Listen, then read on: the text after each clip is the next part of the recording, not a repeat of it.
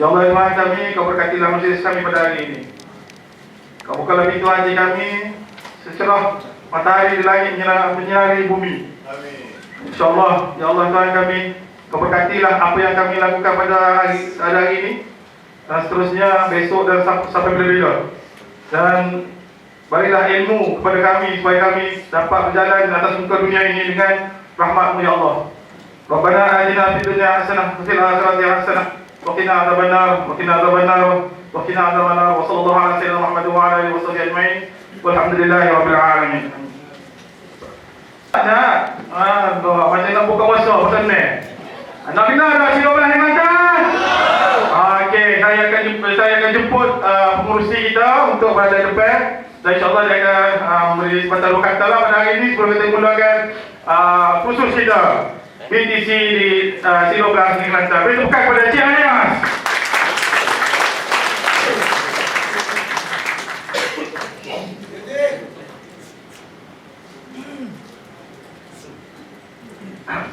Assalamualaikum warahmatullahi. Okey, apa khabar belaka? Maaf, tersesat bahasa Kelantan Okey, sebab dah lama tak cakap bahasa luar Okey, terima kasih kepada MC kita yang hebat dan kepada semua rakan-rakan saya, iaitu rakan-rakan Silo Belas dan JJK kami. Okey, terima kasih dan tahniah kepada anda semua kerana menghadirkan diri ke kursus bisnis siri kedua. Tepukan untuk anda semua. Okey, jadi sebelum kita meneruskan majlis, ingin saya memperkenalkan barisan kepimpinan Silo Belas kami. Jadi saya jemput sahabat-sahabat saya, tuan penasihat kita Cik Abdul Rahim dan semua rakan-rakan Silo Belas untuk ke depan. Okey, biar peserta kenal Silo Belas Kelantan. Sebab apa? Sebelum ni dalam sejak akhir-akhir ni kami terdengar banyak rumor-rumor yang kata Kelantan punya tim tak buat kerja. Ada siapa pernah dengar? Ada tak? Tak ada? Okey, alhamdulillah. Jadi kami di sini matlamat kami, kami dah buktikan kami bekerja untuk komuniti seluruh Malaysia. Okey, inilah barisan kepimpinan kami. Okey, tahniah kepada mereka, terima kasih. Tanpa mereka, siapalah saya. Okey, jadi kenal tak kan?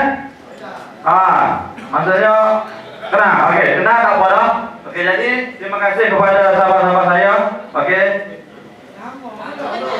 Nak nama? Okey, daripada saya kita. Okey. Okey, bismillahirrahmanirrahim. Nama saya Muhammad Azizi bin Rasid Azizi. Dalam email Rolando pada. Kalau jumpa Rina Hana, kita dah rambut. Rina Hana apa yang dia tak mau telefon. Sikit dah. Okey. Sikit dah. Masalah ada.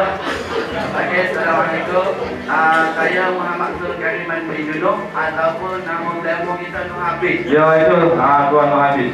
Assalamualaikum warahmatullahi wabarakatuh. Saya nama Mozi dalam WhatsApp dan Telegram Seji Mozi. Terima kasih.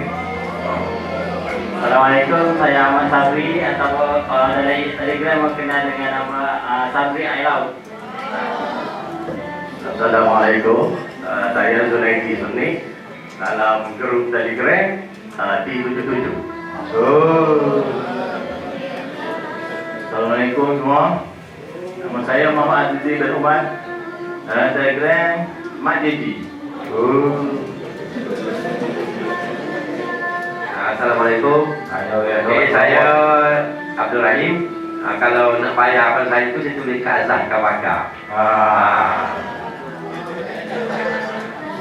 Assalamualaikum, saya Zulkifli Ahmad. Boleh saja panggil Cik Guzul, tak tahu datang dari mana, tiba-tiba saya kamu ada kat sini. Terimalah saya seadanya. Assalamualaikum. Nama saya Wan Muhammad Safwan Dewan Omar. Dalam Telegram Safwan 29. Okey, terima kasih. Assalamualaikum. Saya Husniwati. Panggilan mangga Kaki Klaten. Oke, itulah barisan C12 Kelantan. Oke, saya nama alias Mahmud. Nickname dalam ML kalau terjumpa Nova FX, Nova FX dalam Telegram, dalam WhatsApp, nak panggil dia pun boleh, nak panggil Nova pun boleh, nak panggil dia pun boleh, tak kisah, tak ada masalah.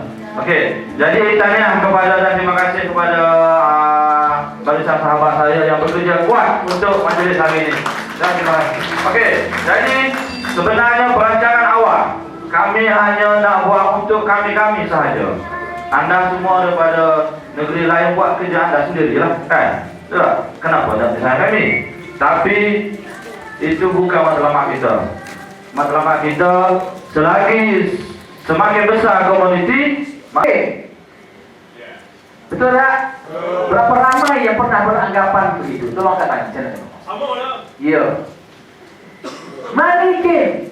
Apa benda kerja ni yang masuk duit kat orang? Nak ada transfer kat orang? Bodoh punya kerja ni. Buat orang tak transfer kat aku, mampu ni.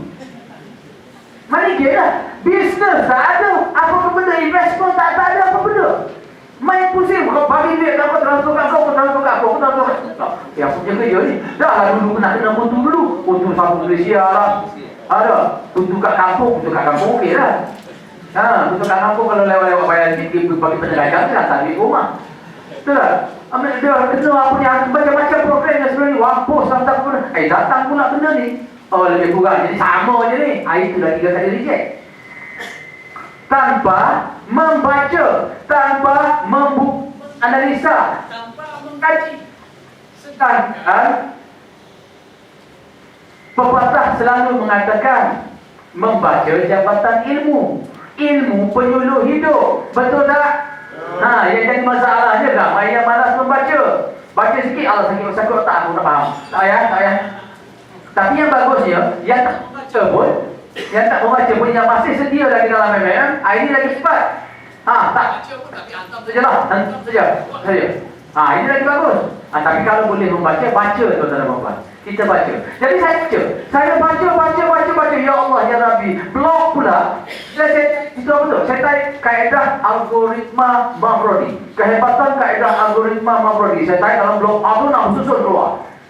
Bersusun dia keluar, saya buka. Saya buka salah satunya. Ini dia blog dia. Buku monyet. Nama pun dahsyat. Bengongnya nama. Buku monyet. Monyet baca buku. Buku monyet blogspot. Baca pula dalam bahasa Indonesia. Satu dalam bahasa Indonesia. Yang kedua pula, dia terurai sedikit tentang apa itu algoritma. Dia kaitkan dengan kaedah banking, perbankan. Mampu nak faham. Payah nak faham. Tapi sebab nak ilmu, sebab nak faham, sebab apa? Lepas ini tuan-tuan buat ini. Okey, aku letak berapa duit masuk ke mulut kamu. Halo. Dia duduk kat mana sebenarnya sensor dia ni? Nak masuk hidung mana tak? Di luar sana. Ni dah lagi dahsyat. Jadi mami dah. Okey, di luar sana yang jenis jumpa yang jenis aku tak peduli. Aku letak duit, aku tahu berapa aku dapat sebulan, jadi. Lantar kau lemah ni game ke apa, tak aku kena money laundering ke apa, tak peduli. Tapi kalau kena yang tanya, baca sakit kepala dah ni. Sakit kepala lu habis dah segala bulu kat kepala ni. Dah baca sakit kepala, baca juga baca untuk mengenalkan dan saya pasti ada juga pelik. Tak pernah dengar macam mana sistem kita sebab kita dah terbiasa, betul tak? Kita dah terbiasa dengan bisnes, betul tak? Di luar sana kan kadang-kadang payah nak memahamkan orang sebab otak dia dah terbiasa dengan bisnes. Balik dia tanya kita rasa nak bagi penerajam tu. Ini niaga apa ni? Kita pun cerita ini. Kita dapat duit ni. Ini niaga apa ni? Ya dah habis tu. Dah habis kita setengah batu kan. Balik lagi soalan ni. Ini agak apa nak buat? Jadi payah dia nak memahamkan orang ni. Ialah MMN tak ada bisnes. Ini dia. satu sistem yang sangat unik yang tidak ada owner. Tak ada owner pula tu. Biasa masuk, bayar, duit pergi kepada owner syarikat. Ini pelik, ownernya tidak ada. Jadi kita nak tengok yang paling utama di sini hari ini ialah kita nak sharing macam mana, kenapa MMM ni nombor 6,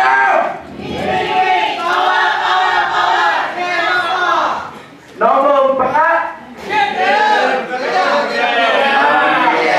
kita pakai untuk dengan anda semua. Jadi pada hari ini tuan-tuan, kita sebenarnya kita dah menghasilkan diri untuk kita paksakan diri kita. Kadang-kadang kita terlupa. Betul? Kadang-kadang kita tak sejuk.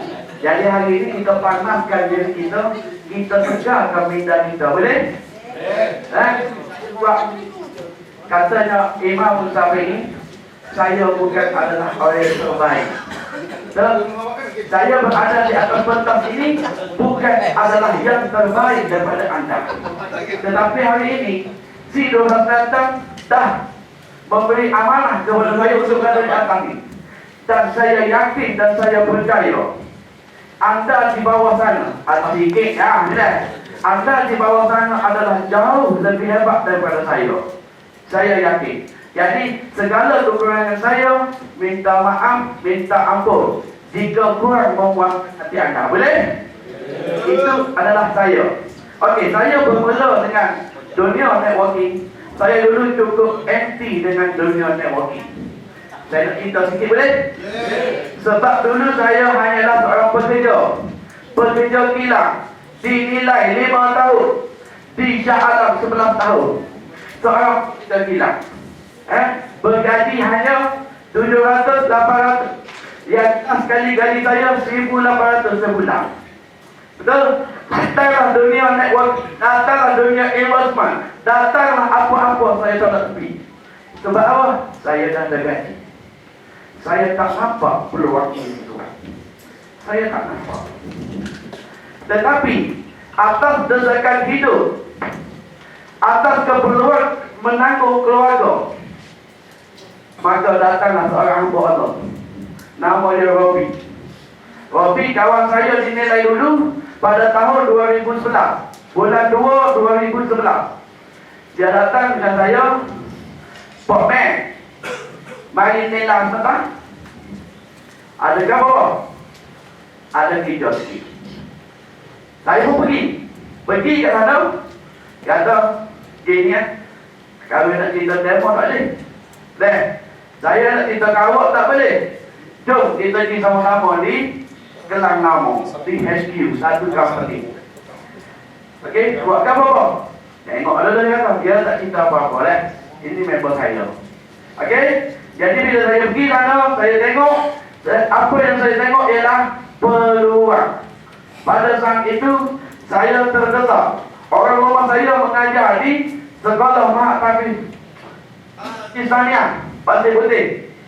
Saya berkahwin pada bulan 11 2010. Okey, datangnya peluang ini pada bulan 2. Jadi sebab apa saya terima ini? Sebab desakan hidup. Saya setiap kali, seminggu sekali saya wajib apa dia dulu apa ni? Okey, pada login atau data pribadi atau account bank, QPM, membuat PM, buat night sleep, get hack, patuh pengesahan GF, fax scan lah apa semua sekali. Ini adalah modul-modul yang kita ada. Dalam nota anda semua ada, betul tak? Saya hanya baca yang depan ni. Balik bilah rumah boleh? Saya nak baca tak kerti sebenarnya. Okey.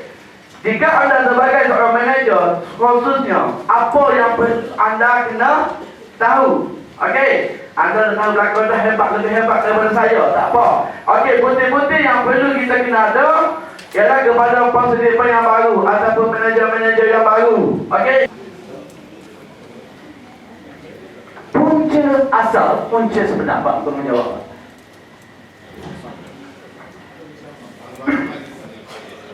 Punca dulu, sekejap. Puncanya, dia punya jawapan ni, saya tak nak panjang-panjang. Sebab kalau panjang, kalau anda jawab lagi panjang dari saya akan minta anda datang ke depan dan saya pula duduk ganti anda. Dia paling banyak pun saya rasa lebih kurang 5 perkataan saja. Itu banyak lagu. Apa punca dia? Okey, satu perkataan. Apa dia? Tamak. Ya? Tamak. Sabar. Tamak. Tamak. Okey. Boleh tarik lagi tak? Akak, Kak Wati. Kak Wati saja. Dah betul dah dia tu depan alasan. Kak Wati, apa jawapan? Satu apa tadi? Bang, tamak Okey, tamak. Kak Wati, apa jawapan? Tak bertanggung jawab. Okey. Tak bertanggung jawab. Entang sajalah, boleh nampak tulisan kan? Tak bertanggung jawab. Okey, kita pakai yang ni pula. Sebelah sini pula. Okey bang, apa jawapan dia bang? Apa punca masalah? Banyak yang tunggu dan lihat. Tunggu dan lihat. Tamak, tanggung jawab, tunggu dan lihat. Akak, apa dia? Apa punca masalah? Timbulnya masalah. Tak jujur. Tak jujur.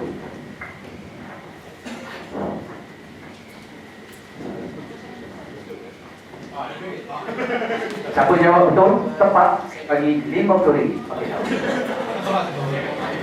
Dia tak faham konsep dengan ideologi. Tak faham konsep, tunggu.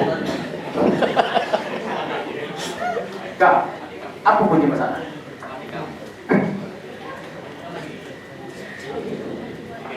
Sama jawapan macam Kak Sarah. Okey, sama macam jawapan. Bapak Ida, apa punca masalah?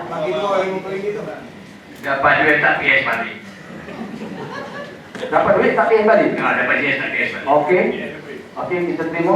Selamat lagi saya tadi. Belakang. Tetapi. Okey, bang. Kita dah tak yakin lagi. Tak yakin. Punca ni lah yang menyebabkan hampir huru hara. Okey, bang. Apa punca dia?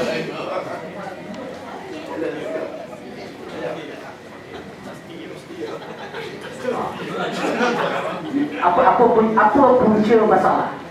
Apa yang menjadi punca masalah? Masalah diri sendiri. Saya tambah lagi sekeping Saya up lagi sekeping.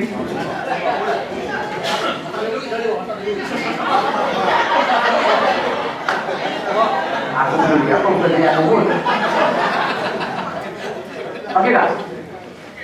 Pak, tapi Okey, dah kak. Ui. Up lagi sekeping bukan memang. Betul dia jawab ni. masalah pertama sikap. Pentingkan diri sendiri. Pentingkan diri sendiri. Ada tak?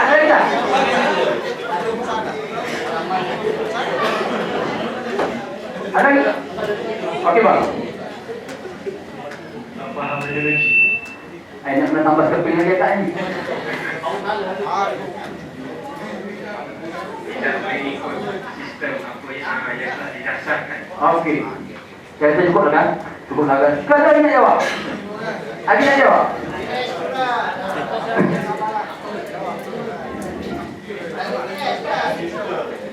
Ada lagi tak? Kita ringkaskan. Dalam banyak-banyak jawapan tadi, ada satu saja jawapan. Ada satu jawapan yang memang dah nak kena dah.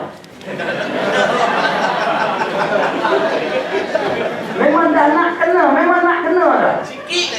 Tapi apa boleh buat, dah takdir ilahi selamat dia tak.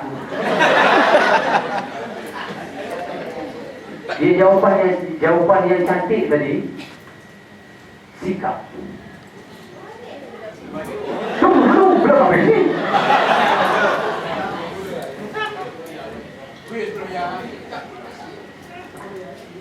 Apa yang membentuk sikap? Ni saya nak jawapan yang ke akar ubi dia tu. Punca sebenar dia tu. Punca sebenar tu, rosaknya punca itu, dia efek kepada sikap. Betul, terima kasih. Balik kita jawab itu, saya nak tanya anda. Kita balik kepada cerita tadi. Saya nak tanya anda, dalam MMM ni ada berapa golongan? Anda orang lama mesti tahu ni. mesti boleh tahu ni dalam MMM ni ada berapa insan ataupun manusia. Ada berapa golongan? Tadi saya dah bagi tahu di awal tadi kan. Hari ini kita nak cerita, kita nak bercakap tentang realiti. Kita nak londehkan habis. Kita nak rungkaikan habis segala persoalan. Apa sebab jadi masalah? Apa sebab dia Islam? Apa sebab ini tak masuk? Ini macam-macam. Tentu. Ini sekejap left. Apa sebab left? Yang ini pula add balik. Macam-macam. Orang menyumpah. Kadang saya kesian tengok manager tau. Walau dalam MMM ini, manager memang bertanggungjawab. Betul tak? Mempunyai tanggungjawab yang sangat besar. Yang mana tugas manager ini memang dalam sistem MMM baru dibuat pun itulah dia dah bagi satu tanggungjawab yang besar kepada manager. Tapi tuan-tuan dan puan-puan, manager ni apa? Siapa manager kat sini? Abang manager? Manager. Ini apa ni? Tunggul kayu ke, robot ke, orang? Manager boleh bertugas, betul tak? Manager jaga, anda suruh dia jaga, jaga nak buat kau. Kau beritahu nak buat kau gini. Tuan, memang dia boleh jaga. Tapi yang dia nak suruh tu, dia nak suruh orang ni tu, buat jadi terajam dia nak buat dia. Walaupun anda manager, anda tak boleh paksa, anda boleh menasihatkan, betul tak? Anda boleh memantau, akaun, mengingatkan ke apa. Sentuh sikit lah, kita sentuh sikit lah. Kenapa antara sebabnya kenapa saya masih berada dalam MMM? Anda nak tahu, sepatutnya orang yang antara orang yang awal lagi lari ialah saya lah. Anda bayangkan baru satu bulan, tak sampai lagi 1 bulan duduk dalam MMM, dah jumpa sistem natening. Pernah dengar sistem natening? Tak pernah dengar? Sistem natening, maintenance. Orang Kelantan panggil menaten. Sistem menaten ni masuk aja terus kena sistem maintenance 18 hingga 24 hari tu. Ingat tak? 18 hingga 24 sistem menaten ni. Kena dah, masuk aja kena dah. Belum satu sen pun belum sempat rasa lagi. Lepas tu dah habis sistem menaten ni, keluar pula random. Studio. Timpo-timpo. Tetapi kenapa saya masih berada di sini? Sepatutnya saya orang baru. Anda bayangkan kalau anda orang baru, dah terima benda macam tu. Apa benda ni? Baik aku belah pergi tempat lain, cari benda lain. Tapi kenapa saya masih lagi? Ini contoh, saya nak bagi contoh dari saya lah. Masih lagi berada di sini kerana saya yakin, tuan-tuan dan puan, antara sebab saya yakin ialah MMM adalah sistem yang asal. Anda kaji, anda cuba buat perbandingan, cuba buat analisa. Minta maaf, kita nak buat sedikit perbandingan dengan tidak menyebut nama penuh benda tu, syarikat tu apa kata. Saya nak bagi contoh. Anda pernah dengar sistem split? Pernah dengar sistem split kan? Tak payah sebut, jangan sebut company apa nama dia. Sekarang ini anda tengok sistem split, satu-satunya company yang menggunakan sistem split satu je tinggal. Betul tak? Satu je tinggal. Yang mula-mula buat sistem split, yang mula-mula pakai sistem split, yang klon dia selepas itu habis. Percaya tak? Saya tak nak sebut. Satu dah huru-hara kat Thailand, yang kedua ni tinggal satu ni saja. Dan anda tengok dalam MMM, keluar klon yang baru. Klon yang baru berebut semua. Dijanjikan hanya 3 lah, berapa 4 jam, 8 jam lah. Sekarang apa jadi? Mana pergi janji-janji manismu? Sombak barak juga. Kelantan. Sombak barak. Saya ingat terlupa tadi. Saya seronok dengan istilah Tuan Nuha tadi. Terbolas. Terbolas ni kalau Sabah, kalau bahasa Sabah dipanggil capi-capi. Mana orang Sabah? Ada orang Sabah sini? Masih ada orang Sabah sini kan? Kalau di Sabah dipanggil capi-capi. Terbolas. Kalau bahasa sini. Jadi tuan, nak cerita apa dah yang masalah klon ni? Minta maaf. Minta ampun dan maaf, saya nak cakap bukan nak memburukkan sesiapa. Tapi inilah hakikatnya yang berlaku. Betul.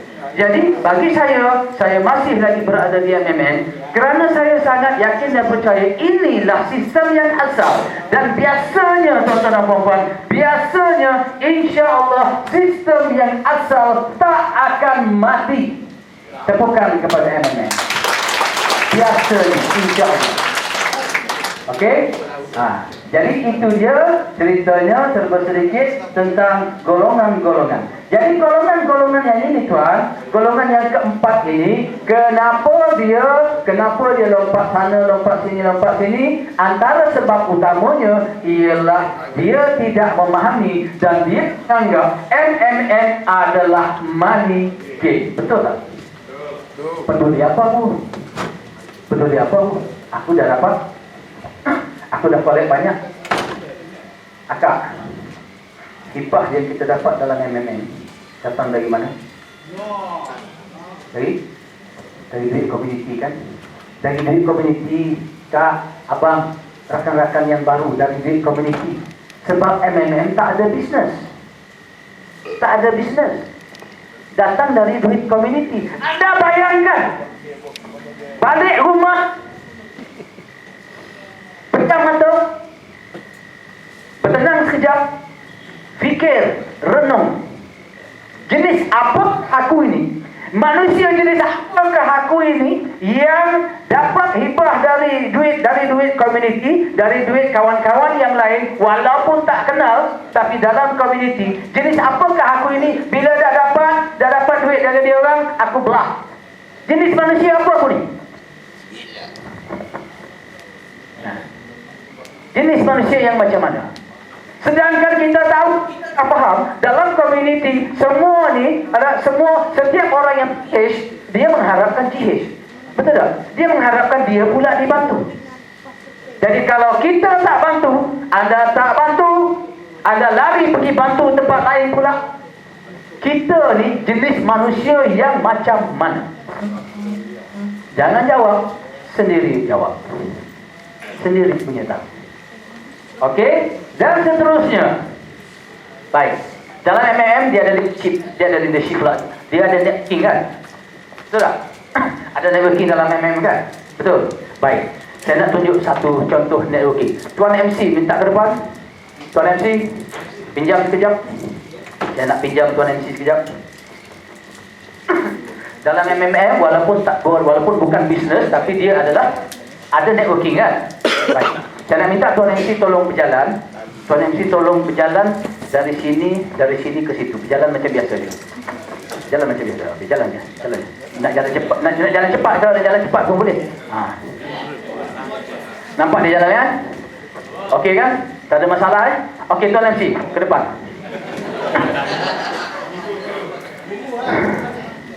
Saya pinjam beberapa orang. Okey bang, pinjam bang. Abang ke depan. Abang pegang tangan dia, abang bergayut di tangan dia. Abang pinjam sekejap. Abang sini. Maknanya bergayut ni macam ni lah. Okey, abang bergayut di sini. Okey. Abang buka kasut. Okey, abang buka kasut, abang pijak kaki dia. Atau pijak, abang duduk macam ni pun boleh. Abang duduk gini pun boleh. Kalau tak nak pijak pun tak apa. Pegang kat kaki dia sebelah. Ni nak minta akak ni pegang tu. Pandai lah kau. Okey, bang. Abang sini bang. Abang seorang lagi. Okey, abang pegang sebelah. Okey, sekarang Tuan MC tolong jalan. Jalan macam tadi. Jalan je. Ikutlah, jalan ikut slow-slow. Slow-slow. Sekarang terpelanting kawan tu. Bergayut betul-betul lah, gayut betul-betul. Grab betul-betul. Tangan dia, kaki dia tu.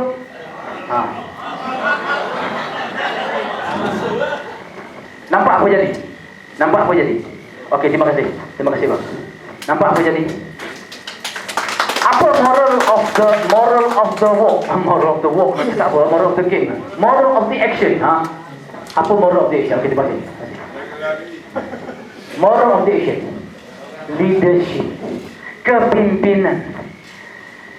Masalah yang paling utama dalam networking, masalah yang paling utama dalam networking ialah semua nak bergayut di badan kita. Betul tak? Semua nak bergayut di badan kita. Ini aku punya upline tolong buat, aku punya upline tolong buat, masalah kecil pun upline aku ada, masalah besar macam-macam semua saya pergi kepada upline. Sebab apa? Sebab kita tak faham perkataan leader. Leader bahasa Inggeris, bahasa Melayu dia pemimpin. Siapa pemimpin? Siapa yang layak jadi pemimpin? Tuan-tuan dan puan-puan, sebenarnya istilah pemimpin ini bukan maksudnya anda hanya memimpin kumpulan anda. Walaupun anda berseorangan, anda adalah pemimpin. Siapa yang anda perlu pimpin? Diri sendiri, betul tak? Jadi selepas ini saya buat ringkas je tadi kan, tak payah kita hurai panjang-panjang. Jadi selepas ini tuan-tuan dan puan-puan, kerjasama. Jangan bergantung kepada upline saja untuk buat segala kerja kita. Jangan bergantung kepada upline saja, manager aku saja untuk selesai segala masalah. Semua pada penutup. Yang dikatakan tadi, oh saya lupa kita tengok sikit kita tengok slide, apa benda slide ada, oh yang panjang ni. Rahsia orang yang gagal, ini sikap. Ini kita cerita pasal sikap kita sentuh sikit pasal akak tadi dah jawab pasal sikap. Lepas tu kita nak pergi kepada jawapan punca utama akar umbi yang menyebabkan rosaknya sikap ini. Okey, suka dengan cakap orang lain, cepat mengaku kalah, hidup atas sudut pandang orang lain, tak sanggup berkorban, tak ada komitmen, tak percaya diri sendiri, tak ada pendirian, banyak buat penangguhan pasif, selalu berkata susah lah, kurang usaha sekali-sekala, tak disukai orang, selalu berkata lambat, sudah, enggan belajar. Ni semua ni. Ini semua rahsia orang gagal. Baik. Tengok. Robert T. Kiyosaki pun pandai cakap, apabila kita berharap nak dapat lebih banyak uang, kita perlu memberi lebih banyak uang. Robert T. Kiyosaki. Lepas ni boleh pergi tajuk dia. Okey, kenal orang ni kan? Kenal orang ni. The biggest risk is not taking any risk. Risiko yang paling besar ialah tak mengambil apa-apa risiko. Tu dia. Risiko yang paling besar, kata toke Facebook ni, risiko yang paling besar ialah tak ambil apa-apa risiko. Dalam dunia yang sedang berkembang pesat sekarang ini, satu-satunya strategi, satu-satunya strategi yang pasti gagal ialah tak ambil risiko. Strategi untuk gagal, tak ambil risiko. Tuan, ini orang yang berjaya tau. Bukan orang kaki lima punya ni. Bukan orang kaki lima ni, orang yang berjaya. Orang berjaya boleh cakap begini, ada faham-faham sikit lah. Okey, ini pengalaman yang telah dilaluinya. You were born to win. Ni seorang lagi, Steve Jobs. Great things in business are never done by one person. They are done by a team of people. Perkara yang hebat dalam bisnes ataupun komuniti kamu semua tidak dilakukan oleh seorang manusia, tapi dilakukan oleh sekumpulan manusia, tim. Kesilapan langkah kita yang lepas tak bermakna kita akan silap langkah esok. Berani berubah. Before you achieve, you must believe. Apa lagi? In order to succeed, your desire for success should be greater than your fear of failure. Nak berjaya, keinginan anda untuk berjaya mesti lebih besar daripada ketakutan anda terhadap kegagalan. Itu kalau nak berjaya. Ini petua-petua. Kalau strategi kita nak capai impian gagal, strategi itu gagal, tukar strategi, bukan tukar impian. Dan inilah hebatnya dalam MM World. Inilah hebatnya kita punya M12, kita punya C12, kita punya manager, dan anda sendiri yang hadir pada hari ini tidak pernah putus asa. Tak jadi cara ini, tukar cara ini, strategi. Tak jadi cara ini, gagal cara ini, tukar strategi cara lain. Bukan tukar impian tuan, tapi tukar strategi. Okey? Ini dia. Putus asa. Ramai yang agak putus asa kan? Ramai yang merasa putus asa, malah ada yang dah putus asa sampai sekarang pun tak timbul-timbul. Tuan-tuan dan puan-puan, anda tengok. Manusia bertanya, bolehkah aku berputus asa? Al-Quran menjawab. Dan jangan kamu berputus asa dari rahmat Allah, sesungguhnya tiada berputus asa dari rahmat Allah melainkan kaum yang kafir. Surah Yusuf ayat 87. Mr. Balance mana Mr. Balance? Ada? Mr. Balance tak ada? Sebenarnya dalam apa agama pun saya tidak mengatakan, saya tidak mau bercakap agama mana betul, agama mana tak betul. Tapi saya nak bagi tahu antara ciri-ciri yang terdapat dalam semua agama tuan-tuan dan puan-puan ialah perkara kebaikan, betul tak? Mengajak kepada perkara kebaikan, iaitu jangan berputus asa. Tuan-tuan dan puan-puan. Baik. Apa lagi yang ada? Bercakap secara positif ini semua. No one can motivate you until you motivate yourself. Apa benda lagi? Sekian, terima kasih. Habis. Itu je ada. Baik, kita nak pergi kepada penutup. Masih ada masa sikit. Sikap dah tahu tadi. Agak kita dia menjawab, tapi rezeki dia tak ada hari ni. Saya belanja mi celup je sekarang, ganti duit tu. Jangan risau. Apakah yang menjadi punca segala masalah? Tak kira masalah dalam MMM, tak kira MMM World ke, MMM Asia ke, rasuah ke, apa benda ke, puncanya ialah sikap. Dan apakah sebenarnya yang menyebabkan sikap itu jadi rosak? Akhlak. Tuan-tuan dan puan-puan, seperti mana yang dikatakan oleh Tuan Nuha tadi, dan sebenarnya jawapan dia ada pada mula-mula ayat, mula-mula surah pertama yang saya baca pada mula-mula sesi. Ramai daripada kita, bukan di sini, di luar sana, golongan yang paling ramai ialah golongan yang menganggap bahawasanya punca kejayaan adalah sebab usaha dia. Setuju tak saya cakap? Siapa pernah baca buku Mudahnya Menjemput Rezeki? Siapa pernah baca? Tolong angkat tangan. Siapa pernah baca buku Mudahnya Menjemput Rezeki? Tuan-tuan dan puan-puan, kalau anda nak betul-betul faham konsep rezeki, baca buku tu, khatamkan buku tu, baru anda faham konsep rezeki. Ramai manusia di luar sana yang masih lagi beranggapan bahawasanya kejayaan, kehebatan masing-masing adalah daripada usaha masing-masing sendiri. Ada setuju tak kalau saya katakan? Masih ramai lagi di luar sana, dan inilah punca yang sebenarnya yang tidak tahu bahawasanya. Ini jawapan, saya bagi jawapan kepada anda. Kenapa berlaku masalah? Tak kira dalam apa. Kenapa boleh jadi buat sistem macam ini rosak, buat sistem macam ini rosak, buat sistem macam ini rosak, tukar strategi ini rosak, strategi ini rosak. Kenapa? Satu je puncanya. Akhlak tadi jawab. Ada jawapan lain tak?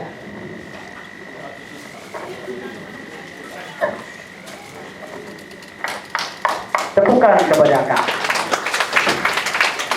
Tuan-tuan dan puan-puan yang dikasihi sekalian,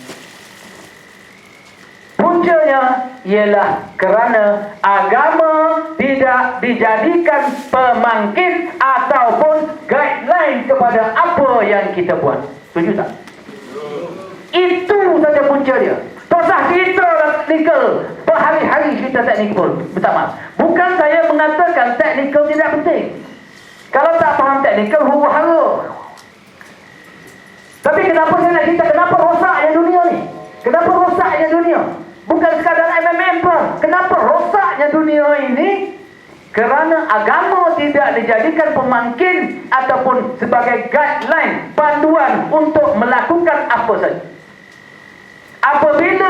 Apabila masalah agama ini tak dijadikan, ini ceramah agama ke benda ni? Saya ni tuan-tuan, minta maaf, saya ni alim sangat. Sebab saya ni pantang juga tengok dari licin. Bukan nak kata saya ni alim. Tak. Bukan nak kata saya ni alim. Tapi inilah yang dapatan yang saya buat, dapatan yang saya dapat daripada kajian-kajian, pengalaman dan saya pasti Tapi ada yang ada di sini hari ini pun pengalaman dia lebih daripada saya. Tapi mungkin tak jumpa punca. Mungkin tak jumpa punca. Apabila agama rosak, pegangan agama rosak, jadi apa kak? Yang jawapan-jawapan yang kak bagi tadi, jadi apa? Tamak, betul? Tak bertanggungjawab. Iri hati. Ada jihad. Adakah akan berlaku macam tu? Tak berlaku. Paling-paling pun adalah 1-2 kes emergency. Allah, kucing aku nak beranak, aku kena pakai duit, aku tak boleh ni, aku tak boleh PH ni. Kucing aku ni pula bini dia yang ketiga nak beranak. Minta maaf lah bagi tahu manager. Tak. Ada, mungkin ada 1-2 kes terpencil, kes emergency yang tak dapat. Tapi apa yang berlaku? Kerana yang pertama tadilah tak ada kesedaran. Tak ada kesedaran bahawasanya kena mantapkan, kena pucukkan, kena hidupkan selama-lamanya MMM ini dengan izin Allah Ta'ala. Dan yang kedua yang berlaku, tamak. Ni tamak. Jadi hari ini tuan-tuan dan puan, rasa-rasanya terlondeh tak? Terlondeh tak? Siapa yang terlondeh? Wallahualam. M12 ke? C12 ke? Partisipan sendiri ke? Ya? Manager ke? Mengerusi ke? Siapa yang terlondeh? Masing-masing faham. Itu pokok pangkal dia.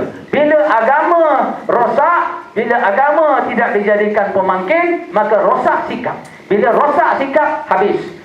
Keluar pula cerita terbaru. Sampai Soro masuk jail pun ada keluar cerita. Masya Allah ya Rabbi. Kelantan cancel PH berapa ribu? 1,500 tahun. Tu dia. Nasib baik belum keluar cerita Cikgu Zul nak berbini seorang lagi dengan komuniti yang hadir hari ini. Jangan. Masya Allah. Ini dah jadi rosak habis. Jadi boleh tak tuan-tuan dan puan-puan? Boleh tak? Yang di depan saya ni bak kata Soekarno. Ada tahu kan? Almarhum Soekarno. Bak kata Soekarno, berikan aku 1,000 orang tua, akan kucabut semeru dari akarnya. Berikan aku 10 pemuda, akan kugoncang dunia dengannya. Depan saya ini tuan-tuan dan puan-puan, ada 160 orang pejuang. Saya tak nampak 160 hari ini. Yang saya nampak ialah 1,600 pejuang MMM. Selepas ini tuan, apa yang anda dapat hari ini, kita keluar dan kita sebarkan. Tuan-tuan dan puan, mungkin ada di antara kita yang tidak sedar. Sepotong hadis yang mengatakan ada 3 perkara yang tidak putus daripada manusia, walaupun tidak meninggal. Yang pertama anak soleh, yang kedua sedekah jariah, yang ketiga ilmu yang dimanfaatkan. Ada sebut haji dalam tu? Ada sebut umrah dalam tu? Tak ada. Bukan kata haji dengan umrah tu tak betul. Jangan salah faham. Tapi nampak tak? Ilmu yang dimanfaatkan. Apa yang anda dapat hari ini, sama ada anda serap, anda dapat meraga sukma ilmu itu ke dalam diri anda, wallahu anda sahaja yang bisa menjawab. Tugas kami selesai ini untuk menyampaikan dengan penuh rasa tanggungjawab, untuk menyampaikan agar untuk melihat sejahtera umat daripada kemurnian sistem MMM yang Allah Subhanahu wa taala anugerahkan kepada kita ini.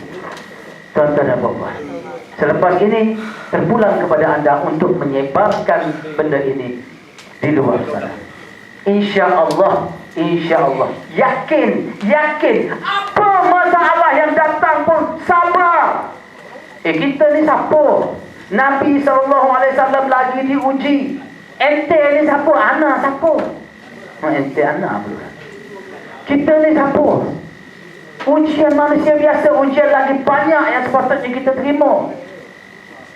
Jadi boleh tak Boleh tak saya nak minta dengan tuan-tuan semua, tuan-tuan dan puan, dengan ikhlas hati, saya bila saya minta sesuatu dengan ikhlas hati yang datang dari hati sanubari saya, berdiri, memang berdiri bulu rumah saya. Boleh tak saya nak minta 106 orang di sini campur lagi dengan para C12 di belakang sana, dan kalau ada M12 di belakang sana, mulai hari ini kita ubah, kita buat segala sifat mazmumah kita ikhtiar, kita minta doa. Anda jangan risau tuan-tuan dan puan. Anda jangan risau. Kita di Kelantan ini kita dah start. Masalah kita dah segala masalah kita dah senaraikan. Kami dah buat satu aktiviti. Kami kumpul duit, sedekah. Kami kumpul, kami bawa di pondok. Sekolah pondok anda tahu kan? Kami cari pondok-pondok. Kalau bulan ini pondok di mana, jumpa untuk guru dia. Tuan guru, tolong doakan. Ini kami punya hajat khusus. Buat solat hajat. Kami minta tuan guru buat solat hajat. Berapa orang? 40 orang, 44 orang. Okey? Ini niat kami. Yang pertama, supaya di-clearkan dengan izin Allah Ta'ala. Di-clearkan unsur-unsur khianat yang ada dalam komuniti MMM. Di-clearkan unsur-unsur tamak yang ada dalam MMM. Dan segala-segala macam lagi. Tuan-tuan dan puan, anda jangan main-main dengan the power of solat hajat tu. Jangan main-main. Walaupun benda tu tak nampak. Saya nak cerita sikit lagi. Minta sikit masa lagi. Tuan minta sikit masa lagi. Saya nak cerita. Di pengalaman saya sendiri. Dulu saya pernah sekitar tahun 2008. Saya pernah jadi pengurus pemasaran sebuah syarikat di Kelantan, KMLN. Nama dia D.L. Jangan sebut. D.L. Saya pengurus cawangan. Ditakdirkan ilahi Allah Ta'ala nak menguji dia. Tiba-tiba dituduh terlibat dalam menggelapkan duit syarikat. Jadi beberapa orang staf yang dalam tu diminta berhenti. Dia pergi buat report polis. Okey, dia pergi buat report polis gini-gini. Polis tu panggil saya. Pergi buat statement lah. Mula-mula saya rasa malah nak pergi dah, saya kata. Lepas tu pergi tak apalah kata. Sekurang-kurangnya boleh clear nama. Ada ikhtiar nak clear nama. Saya pergilah jumpa. Kebetulan pula polis tu Sabah. Inspektor tu duduklah bercerita dengan dia. Cerita. Saya cerita gini. Dia pun cerita apa laporan yang dia dapat, apa gini. Sempat lagi saya okok minum kopi. Bagi statement kat batai. Boleh saya okok minum kopi dengan polis tu. Syok punya syok je. Jadi santai. Saya cerita gini. Saya cakap kat inspektor tu, Tuan, sorry. Kalau saya jadi penyiasat ke apa, saya rasa tak payah saya yang selesaikan. Anak saya yang umur 5 tahun pun boleh. Dia ketawa pun, ibu dia kata, betul lah. Saya dah nasihatkan pelapor ini supaya jangan tak payah buat laporan, settle dalaman je. Jadi dah selesai gitu, tak ada apa-apa lah. Tak ada apa tindakan, tak ada apa semua. Tuan-tuan dan puan, selepas itu Tokek dia suruh saya buat surat letak jawatan. Saya tak buat.